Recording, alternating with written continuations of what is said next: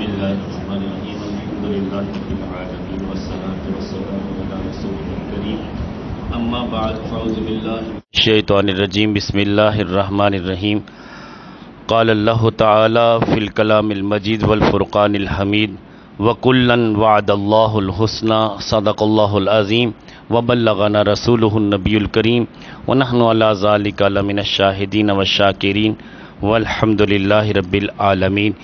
میرے نہایت ہی واجب الاحترام ذی قدر وذی محترم وذی محتشم بزرگ و دوستو، خالق کائنات جل وعلا نے اپنی لا ریب کتاب میں ارشاد فرمایا وَكُلًّا وَعَدَ اللَّهُ الْحُسْنَى، ہم نے ہر کسی کے ساتھ بھلائی کا ارادہ کر لیا۔ اس آیت مقدسہ سے مراد کیا ہے؟ علماء فرماتے ہیں اس سے مراد میرے کریم آقا علیہ الصلوۃ والسلام کے پیارے پیارے جانثار صحابہ مراد ہیں۔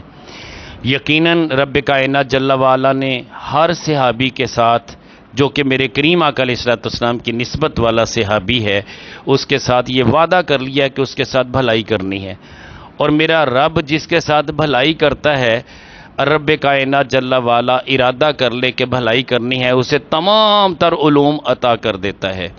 یہاں تک کہ اگر کسی عام آدمی کے ساتھ بھی رب کائنات جل وعلا چاہے کہ میں اس کے ساتھ بھلائی کروں تو اللہ دین کی سمجھ بوجھ عطا کر دیتا ہے۔ تو لہٰذا صحابہ رضوان اللہ علیہم اجمعین تو بڑی شانوں والے ہیں، علو مرتبت ہیں۔ حضرت عمر بن خطاب رضی اللہ تعالیٰ عنہ کے حوالے سے آج میں کچھ باتیں گوش گزار کروں گا۔ یکم محرم آپ کی شہادت کا دن ہے۔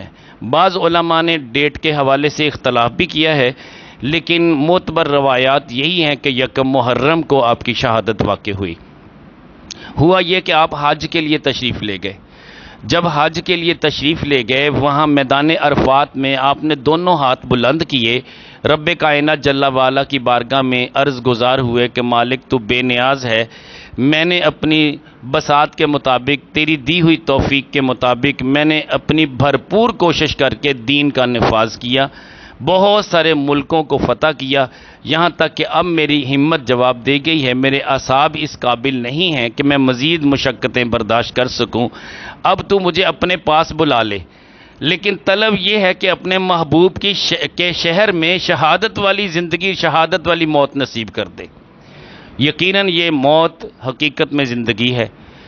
بندہ تو کہتا ہے نا کہ موت مانگی آپ نے، میں کہتا ہوں حقیقت میں انہوں نے زندگی مانگ لی۔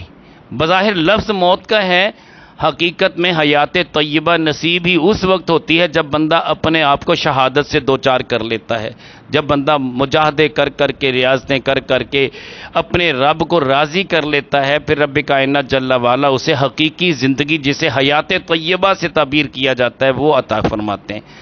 تو رب کائنات جل وعلا کے محبوب صلی اللہ علیہ وسلم کے یہ پیارے خلیفہ حضرت عمر بن خطاب رضی اللہ تعالیٰ عنہ، اسلام لانے کا واقعہ ہر چھوٹے بڑے کو یاد ہے۔ مختصراً عرض کروں کہ آپ آقا کریم علیہ الصلوۃ والسلام کو شہید کرنے کے لیے اس نیت سے، ارادے سے نکلے، ننگی تلوار ہاتھ میں ہے، سامنے سے حضرت نعیم رضی اللہ تعالیٰ عنہ ملتے ہیں اور وہ پوچھتے ہیں کہ عمر کیا خیال ہے، آج تلوار باہر نکالی ہوئی ہے، کس کو قتل کرنے کا ارادہ ہے؟ حضرت عمر بن خطاب رضی اللہ تعالیٰ عنہ فرماتے ہیں کہ میں آج محمد عربی کا سر تن سے جدا کر دوں گا۔ یہ جذبہ تھا، یہ کیفیت تھی، یہ عجیب قسم کا معاملہ تھا۔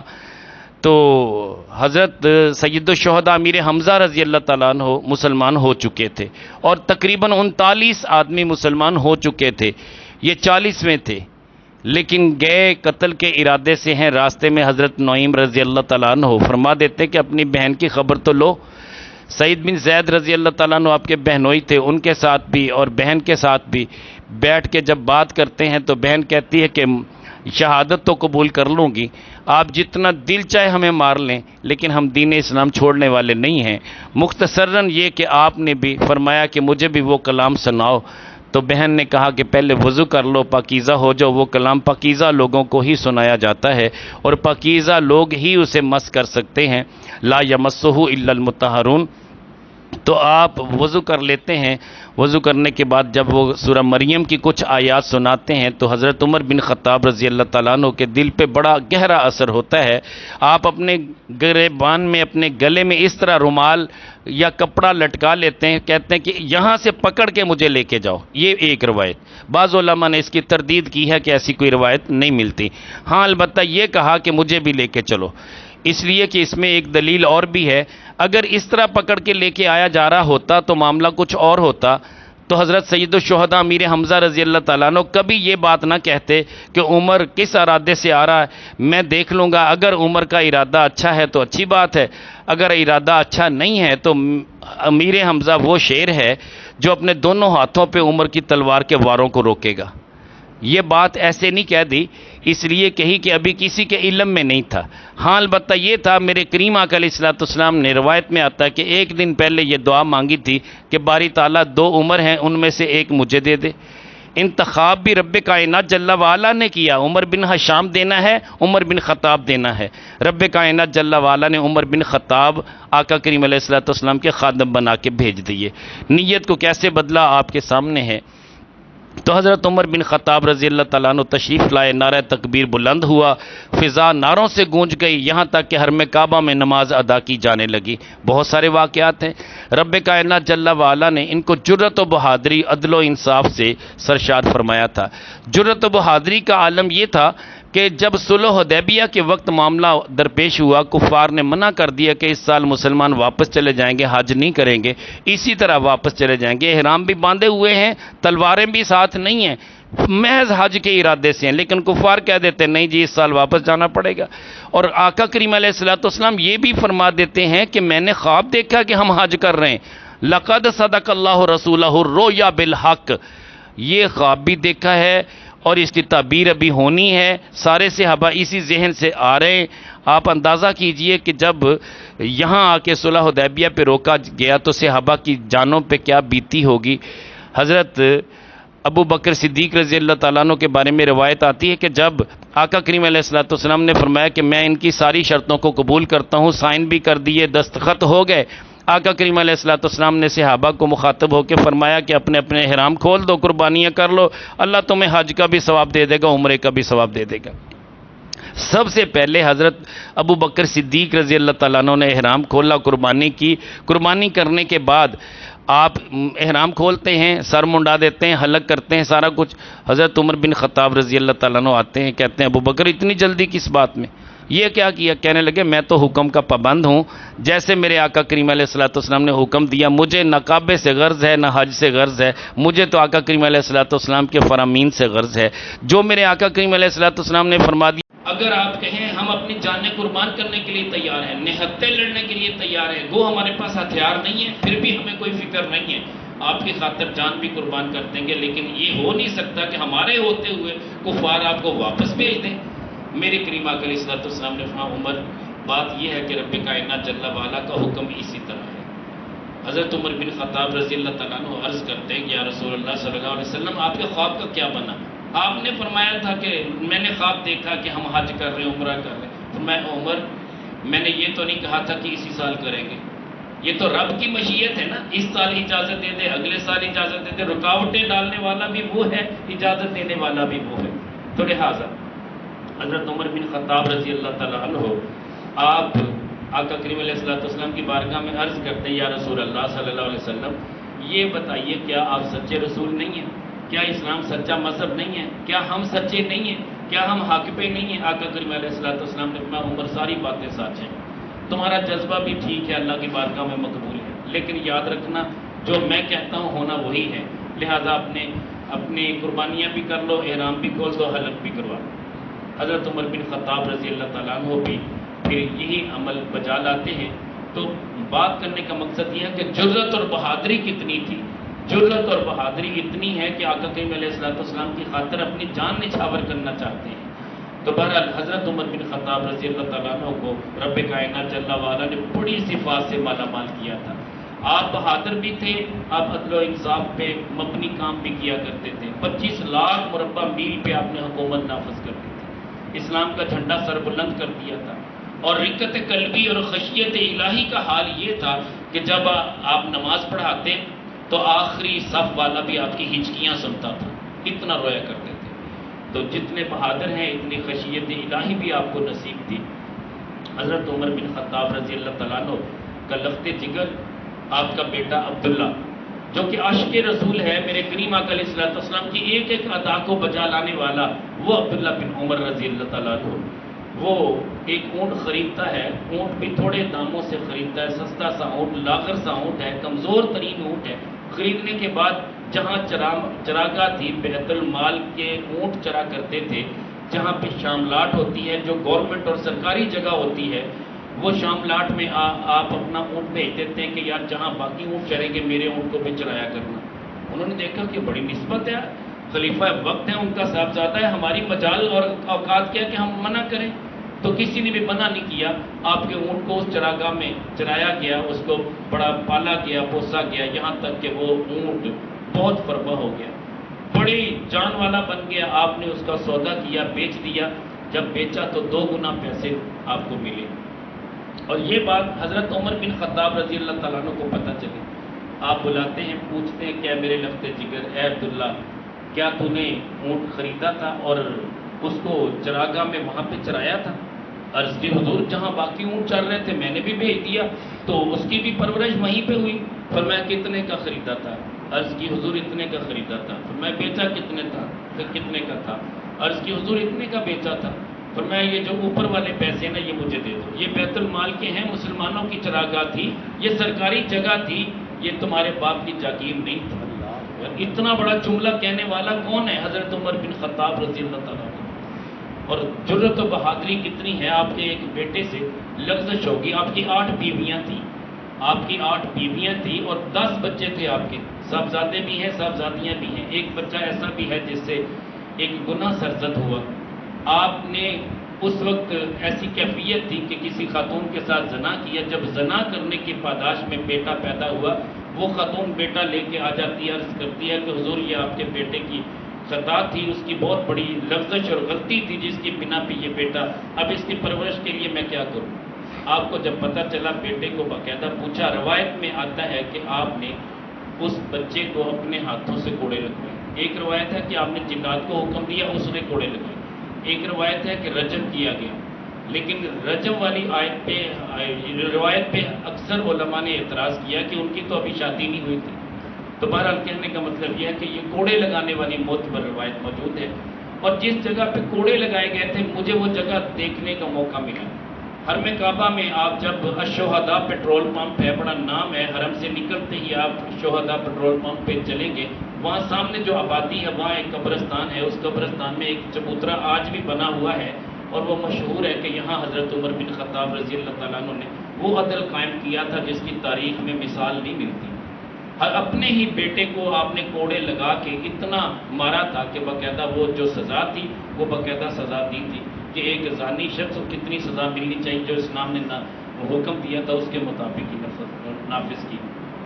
تو بہرحال میرا کہنے کا مطلب یہ کہ حضرت عمر بن خطاب رضی اللہ تعالیٰ عنہ جیسا عادل خلیفہ بعد میں کہیں نہیں آیا۔ ہاں آپ کی اولاد سے حضرت عمر بن عبدالعزیز رضی اللہ تعالیٰ عنہ کو یہ شرف ملا کہ 28 سال کے کم عرصے میں آپ نے وہ عدل و انصاف قائم کر دیا کہ ایک ہی گھاٹ پہ شیر اور بکری پانی پی رہے تھے، شیر بکری کو کچھ نہیں کہہ رہا تھا، یہ لوگوں نے اپنی آنکھوں سے دیکھا، یہ کیفیات تھی۔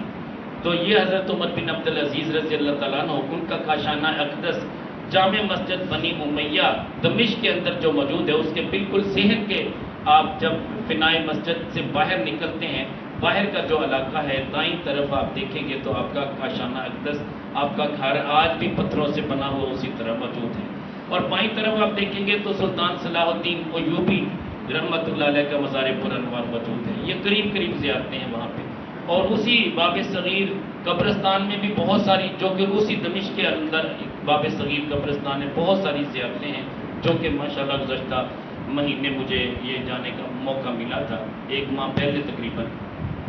تو کہنے کا مطلب یہ ہے کہ میں بات حضرت عمر بن خطاب رضی اللہ تعالیٰ عنہ کے حوالے سے کر رہا تھا۔ آپ اپنی رعایا کے لیے کتنے حساس تھے، کیفیت کیا تھی۔ آپ گلی سے جا رہے ہیں، ایک خاتون کو دیکھتے ہیں کہ خاتمہ ہے، رو بھی رہی ہے، آنکھوں سے آنسو بھی جاری ہیں، پوچھتے ہیں کہ بیٹی تجھے کیا ہوا؟ کہتی ہے کہ میں تیل لے کے جا رہی تھی اور ٹھوکر لگی، میرا برتن نیچے گرا، یہاں تک کہ اس کا تیل زمین پہ گر گیا۔ پریشان ہوں کہ میری مالکہ مجھے بہت اذیت دے گی، تانے دے گی اور کوسنے دے گی، پتہ نہیں کیا کچھ کہے گی، ہو سکتا ہے میری پٹائی بھی کر دے۔ آپ فرماتے ہیں رونے کی بات نہیں ہے، یہاں پہ عمر کی عدالت اور عمر کی حکومت موجود ہے۔ آپ فرماتے ہیں اس برتن کو زمین پہ نیچے رکھ، جہاں تیل گرا ہوا تھا ساتھ ہی برتن رکھ دیا گیا۔ حضرت عمر بن خطاب رضی اللہ تعالیٰ عنہ روایت میں آتا ہے کہ اپنا پاؤں زمین پہ مارتے ہیں، فرماتے ہیں کہ اے زمین کیا عمر تجھ پہ عدل نہیں کرتا؟ جب عمر عدل کرتا ہے تو میری رعایا کی وہ جو ہاتھ میں تیل تھا اگر گر بھی گیا تو برتن سے نیچے گرا، تو نے جذب کیوں کیا؟ اسے باہر نکال، اسی برتن میں دوبارہ ڈال۔ زمین کو حکم دیتے ہیں، زمین اپنے اندر جو جذب کیا ہوا تیل ہے اسے اچھالتی ہے یہاں تک کہ برتن میں خود بخود ڈل جاتا ہے۔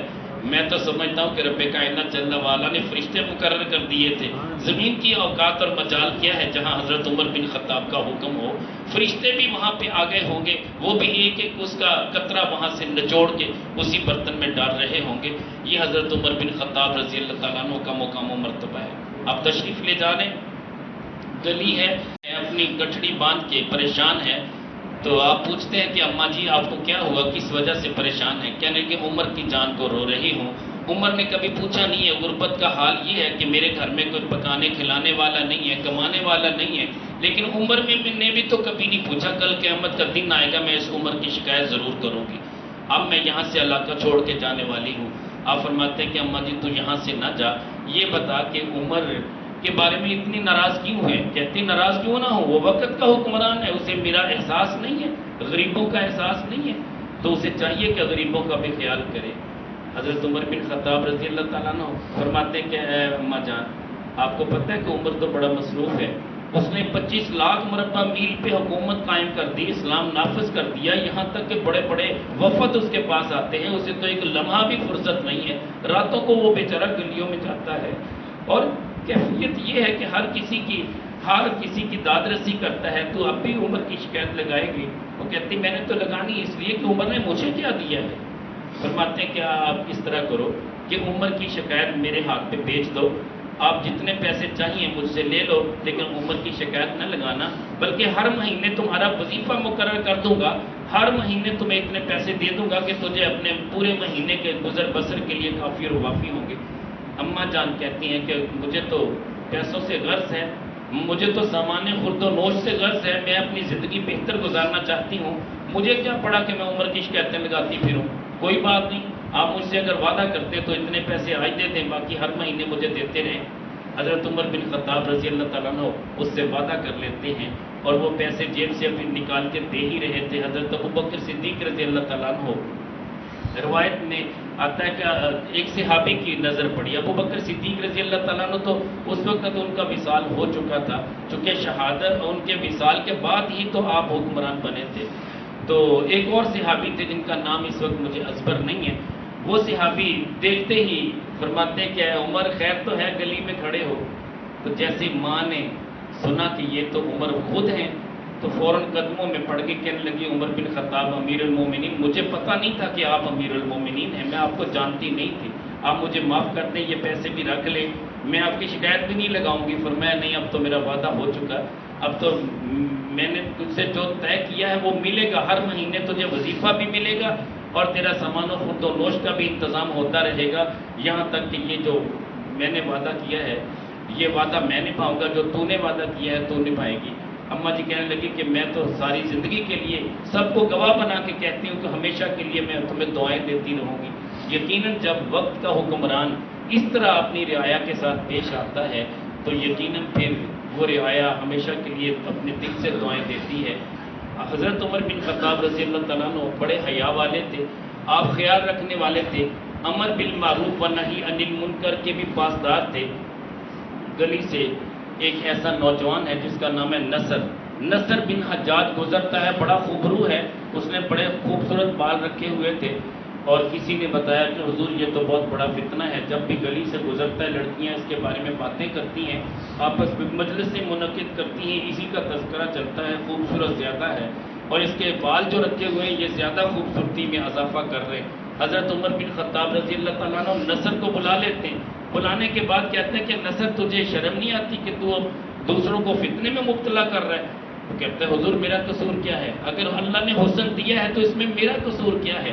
یہ تو میرے رب کی عطا ہے۔ حضرت عمر بن خطاب رضی اللہ تعالیٰ عنہ حلاق کو بلاتے ہیں، یعنی اس کو نائی کو بلاتے ہیں، اس کی ٹنڈ کروا دیتے ہیں، بال سارے اتروا دیتے ہیں، فرماتے ہیں یہ فتنہ ختم کر کے رہوں گا، اس فتنے کی میرے ہوتے ہوئے یہاں پہ کوئی گنجائش نہیں ہے۔ لیکن چند دن کے بعد لوگوں نے خبر دی حضور وہ تو پہلے سے بھی زیادہ سونا ہو گیا، وہ تو پہلے سے بھی زیادہ خوبصورت ہے، وہ تو فتنہ اسی طرح برقرار ہے۔ آپ نے فرمایا کہ آپ میرے پاس ایک ہی حل ہے، اسے میں فوج میں بھیج دیتا ہوں، آپ اس کی ڈیوٹی لگا دیتے ہیں کہ تو فوج میں چلا جا، اس کے سوا چارہ نہیں ہے، میں تجھے مدینہ سے بدر کرتا ہوں، مدینہ میں نہیں رہنے دوں گا، اس لیے کہ تیری وجہ سے فتنہ پیدا ہو رہا ہے۔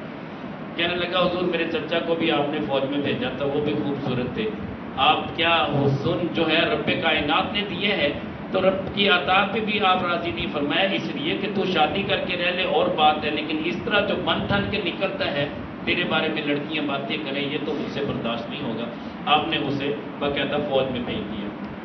اب رات کے وقت آپ گلیوں میں چلا کرتے تھے، اچانک ایک گلی سے گزرتے ہیں تو ایک ایسی خاتون کی آواز سنتے ہیں جو عشقی اشعار پڑھ رہی ہے، عجیب قسم کے اشعار پڑھ رہی ہے، اپنے شوہر کی یاد میں گنگنا رہی ہے۔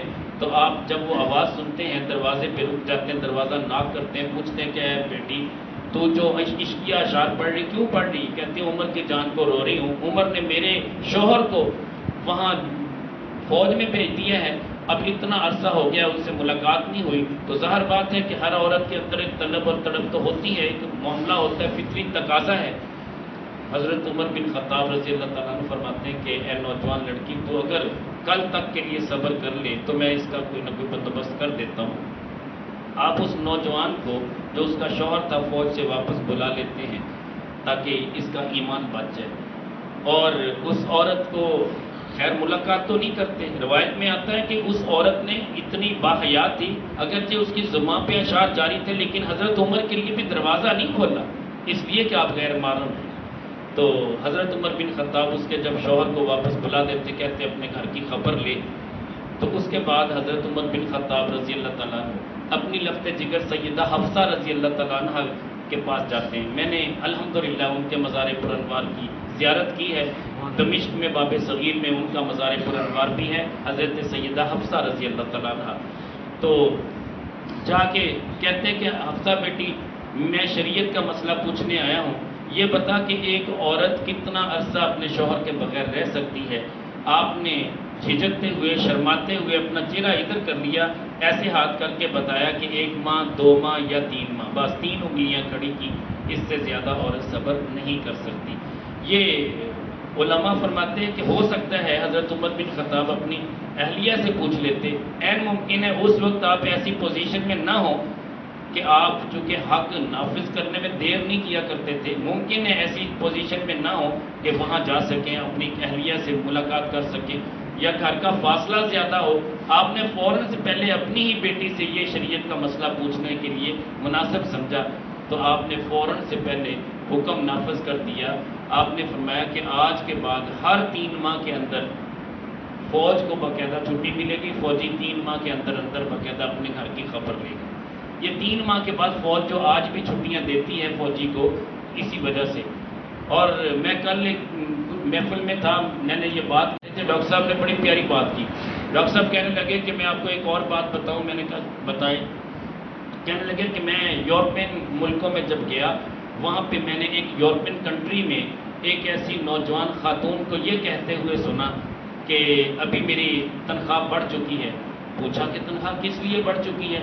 کہنے لگے کہ یہ وہ جو قانون ہے نا حضرت عمر بن خطاب رضی اللہ تعالیٰ عنہ کا، بس یہ اس کے صدقے میں ہماری کنٹری میں ہمارے جو بادشاہ ہیں انہوں نے بھی حضرت عمر بن خطاب رضی اللہ تعالیٰ عنہ کا قانون نافذ کیا، اور اس قانون میں یہ ہے کہ اتنے عرصے کے بعد تنخواہوں کو بڑھایا جاتا ہے۔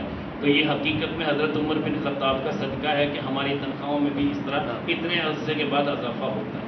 بات یہ کہ قانون پہ باقاعدہ دوسرے لوگوں نے تو عمل کر لیا، ہماری حالت یہ ہے کہ ہم تو عمل نہیں کر پائے ابھی تک۔ ہرمزان ایک ایسا کافر تھا، وہ بڑا چالاک بھی تھا، اور حالت یہ تھی کہ وہ مسلمانوں کو بڑا تنگ کرتا تھا۔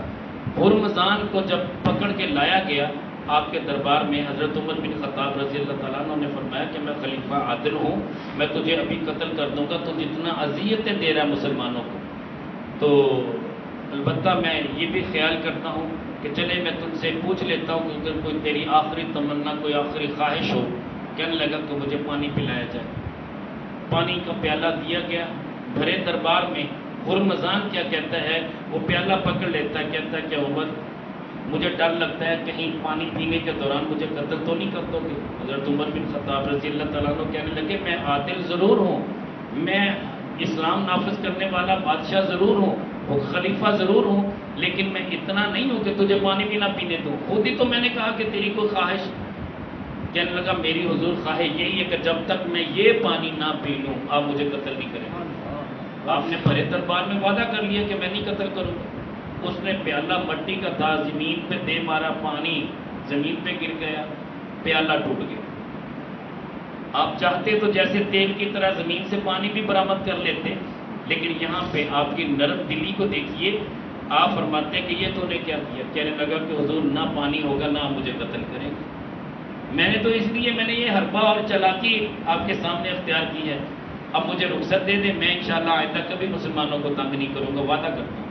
آپ فرماتے ہیں کہ واقعی میں نے چونکہ وعدہ کیا تھا لہذا میں تجھے قتل نہیں کروں گا، میں تجھے چھوڑ دیتا ہوں، لیکن آئندہ مجھے تیری کمپلین نہیں ملنی چاہیے۔ وہ کہتا ہے حضور کمپلین تو بعد کی بات ہے، مجھے کلمہ پڑھائے، میں ابھی مسلمان ہوں۔ بات یہ ہے کہ یہ آپ کے اخلاق اور پیار کی وجہ سے۔ اگر یہاں پہ کوئی اور ہوتا وہ کہتا کہ مجھے اس سے کیا غرض، تو نے پانی جان بوجھ کے نیچے گرایا ہے، پیالہ جان بوجھ کے توڑا ہے، 100 معاملات ہو سکتے تھے، لیکن حضرت عمر بن خطاب رضی اللہ تعالیٰ عنہ اتنے خلیفہ عادل تھے کہ یہاں پہ غیر مسلم سے بھی عدل کر رہے ہیں، اور اس کا نتیجہ کیا ہے کہ وہ اسی وقت ہلکا ببوجھ اسلام ہو جاتا ہے۔ حضرت عمر بن خطاب رضی اللہ تعالیٰ عنہ کو رب کائنات جل وعلا نے بڑا مرتبہ دیا تھا، ہر چیز پہ آپ کی حکومت تھی۔ آپ کو پتہ ہے کہ وہ آپ ممبر پہ بیٹھے ہوئے، نہامن میں جنگ ہو رہی ہے، حضرت ساریہ رضی اللہ تعالیٰ عنہ پہ حملہ کرنے کے لیے دوسرا لشکر جب وارد ہونے کی کوشش کرتا ہے، آپ یہاں ممبر پہ بیٹھے بیٹھے دوران خطبہ آپ فرماتے ہیں یا ساریہ الی الجبل، اے ساریہ پہاڑ کی طرف جی۔ بس یہ کہنا تھا، آواز وہاں تک پہنچی، سینکڑوں میلوں کا فاصلہ، تمام مکاتب فکر نے یہ واقعہ لکھا ہے، کسی نے بھی اس کا انکار نہیں کیا۔ جب حضرت ساریہ رضی اللہ تعالیٰ عنہ دیکھتے ہیں واقعی پیچھے سے حملہ ہو رہا تھا، اب فوراً سے پہلے پہاڑ کی طرف چلے جاتے ہیں اور دشمن سے مقابلہ کرتے ہیں، بچ جاتے ہیں۔ جب واپس آئے لوگوں نے پوچھا کہ کیا آپ نے ایسی آواز سنی تھی؟ کہنے لگے اگر ہم حضرت عمر بن خطاب کی آواز نہ سنتے یقیناً ہم ہلاک ہو جاتے ہیں۔ یہ حضرت عمر بن خطاب رضی اللہ تعالیٰ عنہ کی شفقت اور محبت ہے کہ اتنے فاصلے سے ہمیں آواز دے کے پکار کے کہہ دیتے ہیں، اور مجھے پتہ چل جاتا ہے اور میں باقاعدہ اپنے لشکر کو سنبھال لیتا ہوں، اور اللہ نے ہمیں اس لشکر میں بھی فتح نصیب کی۔ حضرت عمر بن خطاب رضی اللہ تعالیٰ عنہ کو مصر کے وقت کے گورنر نے لکھا کہ حضور یہاں پہ تو عجیب قسم کی روایت ہے، یہاں پہ ایک نوجوان بچی کو خوبصورت تیاری کے ساتھ بڑا زیورات کے ساتھ آراستہ کر کے دریائے نیل میں ڈالتے ہیں، تب دریائے نیل چلتا ہے، تو ہمارے لیے کیا حکم ہے، کیا اس رسم کو جاری رکھیں؟ آپ نے فوراً ایک تیز رفتار قاصد کو بھیجا کہ اس خط کا جواب یہ ہے کہ یہ عمر کا خط دریائے نیل میں ڈال دینا، اس کے بعد کبھی حاجت نہیں رہے گی، کسی بھی نوجوان بچی کو نہ ذبح کرنے کی حاجت ہوگی نہ دریا میں ڈالنے کی حاجت ہوگی، عمر کا خط ہی دریائے نیل کے لیے کافی ہے۔ آپ لکھ دیتے ہیں بسم اللہ الرحمن الرحیم، اے دریائے نیل تو اپنی مرضی سے چلتا ہے تو نہ چل، اگر میرے رب کی مرضی سے چلتا ہے تو عمر سے بڑھ کر رب کی مرضی نافذ کرنے والا کوئی نہیں ہے، میں تجھے رب کا بندہ ہو کے حکم دیتا ہوں کہ آج کے بعد کبھی خشک نہ ہونا۔ علماء فرماتے ہیں آج تک دریائے نیل کبھی خشک نہیں ہوا، آج تک پوری آب و تاب کے ساتھ دریائے نیل چل رہا ہے، یہ حضرت عمر بن خطاب کا حکم تھا۔ حضرت عمر بن خطاب رضی اللہ تعالیٰ عنہ تشریف فرما ہے، اور ایک شخص آ جاتا ہے، عرض کرتا ہے حضور فلاں وادی میں آگ لگ گئی ہے، اور آگ بھی غار کے اندر سے نکل رہی ہے، اور وہ آگ جیسے ہی آگے بڑھے گی ہو سکتا ہے ہمارا پورا مدینہ لپیٹ میں لے لے۔ حضرت عمر بن خطاب رضی اللہ تعالیٰ عنہ فرماتے ہیں آگ کی جرت کیا ہے کہ مدینہ میں داخل ہو، آگ کی جرت کیا عمر کے ہوتے ہوئے لوگوں کو نقصان دے۔ اپنی چادر مبارک اتارتے ہیں، فرماتے ہیں یہ چادر لے جاؤ، جیسے ہی ایسے بلند کر کے دونوں ہاتھوں میں چادر پکڑ کے جاتے رہو گے، جیسے جیسے آگے بڑھو گے آگ سمٹتی جائے گی، اسی غار میں بند ہو کے ختم ہو جائے گی۔ ایسا ہی ہوا، لوگ دوڑتے ہوئے جاتے ہیں، چادر کو پکڑ کے پھیلا کے جاتے ہیں، جدھر سے جاتے ہیں آگ سمٹتے جاتی ہے، سمٹتی جاتی ہے، یہاں تک کہ اسی غار میں بند ہو کے رہ جاتی ہے۔ یہ ہے حضرت عمر بن خطاب رضی اللہ تعالیٰ عنہ کی سیرت کے، آپ کے کرامات کے کچھ چند گوشے جو میں نے آپ کی خدمت میں پیش کیے۔ اگر آپ کی سیرت پہ یقین جانیے بات کریں تو علماء کا علم دنگ رہ جاتا ہے۔ اتنی تفصیل ہے آپ کی زندگی کی، اتنی تفصیل ہے کہ آپ نے اپنے پورے اس دور میں جو کہ آپ نے خلافت کا دور گزارا ہے، اتنے واقعات آپ نے ہم سب کے لیے چھوڑے ہیں۔ یقین جانیے کہ اگر ہم ان کا مطالعہ کرتے رہے کہ ساری زندگی گزر جائے گی، کتابیں بھری پڑھی مطالعہ نہیں کر سکتے، اتنے واقعات موجود ہیں۔ ہم نے تو یہ سوچا کہ بس کرامتیں آج کل ہی ہوتی کہ بس پیر صاحب کوئی کرامت دکھا دے تو کرامت ہے۔ میں کہتا ہوں ہر صحابی صاحب کرامت تھا، لیکن ہر صحابی صاحب کرامت تو تھا، لیکن اپنی کرامتوں کا پرچار نہیں کرتا تھا، لوگوں کو بتاتا نہیں تھا، اس لیے کہ ان کے ذہن میں ایک خیال اور گمان تھا۔ وہ کہتے تھے کہ ہم اپنی واہ واہ کیوں کریں، جب اللہ کے پیارے نبی صلی اللہ علیہ وسلم کے معجزات موجود ہیں تو ہم اپنے تذکرے کے کیوں کریں؟ ہمارے لیے سرکار مدینہ صلی اللہ علیہ وسلم کے معجزات ہی کافی ہیں، ہم انہی کا تذکرہ کریں، یہ زیادہ بہتر ہے۔ اور حضرت عمر بن خطاب رضی اللہ تعالیٰ عنہ کا وہ واقعہ جو آپ نے سنا بھی ہے کہ وہ شخص جو شرابی تھا، آخری بات عرض کر رہا ہوں، شرابی تھا، شراب کی بوتل لے کے آ رہا تھا، کئی بار اسے حد لگ چکی تھی، آپ نے کئی بار کوڑوں سے مارا بھی تھا، یہاں تک کہ شراب لے کے آ رہا ہے۔ حضرت عمر بن خطاب سامنے گلی میں کھڑے ہیں، دیکھتے ہی وہ اپنی چادر میں چھپا لیتے ہیں۔ چھپانے کے بعد نیت کیا ہے کہ حضرت عمر بن خطاب رضی اللہ تعالیٰ عنہ کو پتہ نہیں چلے گا، مگر حضرت عمر بن خطاب گہری نگاہ والے تھے، بڑی فراست والے تھے، فوراً سے پہلے بول کے کہتے ہیں کہ آج بھی تو شراب لے کے آ رہے، نکال شراب۔ کہنے لگا حضور شراب نہیں ہے، آج تو سرکہ لے کے آئے، کیونکہ اپنے رب سے سلو کر لی، اپنے رب کی بارگاہ میں التجا کرتا کہ باری تعالیٰ آج عمر کے کوڑوں سے بچا لے، آج اس شراب کو سرکے میں بدل دے، میں زندگی بھر شراب نہیں پیوں۔ حضرت عمر بن خطاب رضی اللہ تعالیٰ عنہ سے زیادہ کون جانتا تھا شراب کا ذائقہ کیا ہے، شراب ہوتی کیا ہے۔ حضرت عمر بن خطاب رضی اللہ تعالیٰ عنہ بوتل نکال کے دیکھتے ہیں، چیک کرتے ہیں۔ چیک کرنے سے مراد یہ نہیں کہ پی کے دے چیک کی، جب سے منع کر دیا حضرت عمر رک گئے، لیکن پہچان آپ کی یہ ہے، اس کی ماہیت دیکھ کے بتاتے ہیں کہ یار یہ تو واقعی سرکہ ہے، یہ شراب نہیں ہے۔ تو یہ بتا کہ یہ کب سے شراب سے توبہ کی؟ کہنے لگے حضور ابھی توبہ کی۔ میرا رب اتنا کریم ہے، جب بندہ معافی مانگ لیتا ہے نا تو میرا رب اتنا کریم ہے، بڑے بڑے گناہوں کو بھی اللہ جل شانہ معاف کر دیتے ہیں۔ تو بہرحال یہ حضرت عمر بن خطاب رضی اللہ تعالیٰ عنہ کے حوالے سے میں نے کچھ گفتگو کی، واقعات تو ہزاروں کی تعداد میں اور بھی ہیں، میں نے مختصر سے جو مجھے ذہن میں تھے ازبر تھے میں نے آپ کے سامنے پیش کر دیے۔ تو اب کسی بھی حوالے سے آپ